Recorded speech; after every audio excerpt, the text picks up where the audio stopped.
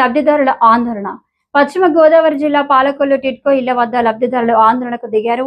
టిడ్కో లబ్ధిదారులకు బ్యాంకు అధికారులు నోటీసులు ఇచ్చారు. శుక్రవారం లోపు రుణాలు చెల్లించాలన్నారు. రుణాలు చెల్లించకపోతే చట్టపరమైన చర్యలు తీసుకుంటామని హెచ్చరించారు.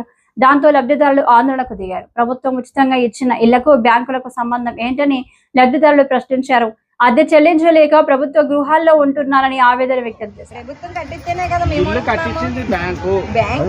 గవర్నమెంట్ కట్టించింది. బ్యాంకు కాదు కదా మాకు. 10 రూపాయలు కట్టించుకున్నారు, 50,000 రిజిస్ట్రేషన్ చేశారు. మరి ఉన్న డబ్బులు సంగతి ఏంటండి? ఎవరు తీసుకున్నారు? 50,000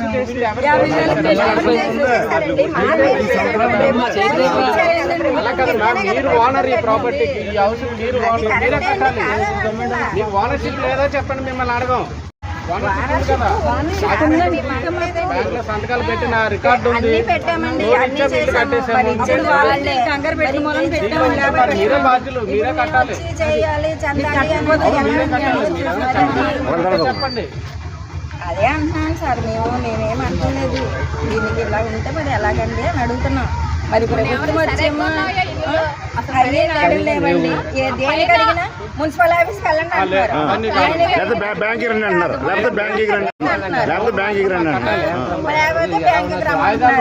బ్యాంకు లోన్ కట్టాలి.